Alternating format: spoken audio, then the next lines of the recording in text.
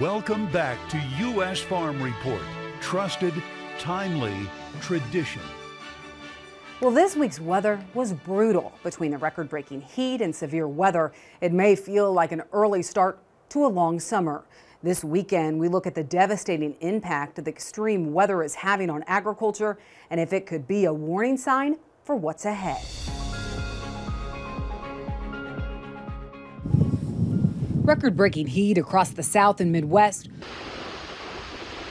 Unprecedented flooding that shuttered Yellowstone this week.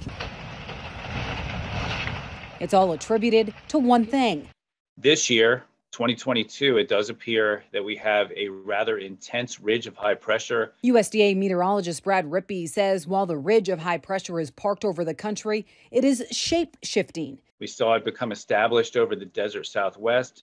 It's made a run across the Great Plains, now more recently into the Midwest, the Mid-South, and even the Southeast, with early triple-digit heat that, in fact, is maybe a bit of a warning sign. Rippey says while the Corn Belt isn't in key pollination time, it's a different story farther south. We've got a lot of corn silking across the South. That's not going to have a big impact on the national number, but for these regional and state producers, it's a big deal to see temperatures like 102, 103 degrees when corn is silking. That is going to have an impact on that crop. That same ridge is bringing record nighttime temperatures along with strong storms. One of the keys with these strong ridges of high pressure is that around the periphery of these systems, around the west, the north, and the east sides of these ridges, they do tend to be very active in terms of thunderstorm activity. It's often referred to as a ring of fire. And that's what caused devastating hail in some areas this week. That's not going to change now as this ridge shifts westward later this week. That'll take some of the rain with it, and we'll get more of the showers and thunderstorms back across the northern plains, the northwest. But farther west, the drought is growing more severe. It's scary to think that we may not be able to do this because we don't have the water to do it. Mike Valerio interviewed this fourth-generation farmer in Hollister County, California, who has seen the mega drought firsthand. So to be clear, Richard, you're getting no water, 0% from your best water source. Correct. What are the biggest impacts? How would you explain that to somebody outside of Hollister? It's limiting the amount of ground that we can farm. It's limiting the amount of the intensity that we can farm. Scientists say it's the worst western dry spell in 1,200 years, and as a result, 3/4 of Northern California's farm fields could stay fallow this year. Are we going to have water in 2-3 years out of our aquifer? Nobody could say that.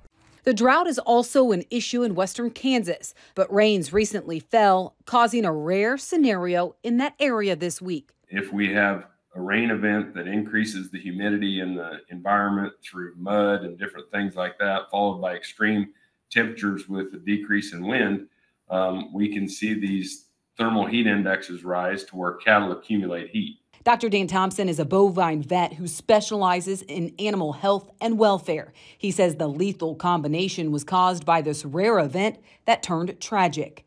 But during these bouts of extreme heat, the cattle can't dissipate the heat at night because there's not night cooling. And so this perfect storm hits, no different than a tornado hitting a cattle feeding facility or a derecho or whatever. And we have these natural disasters. Some estimates point to feed yard losses of 100 to 500 head per location.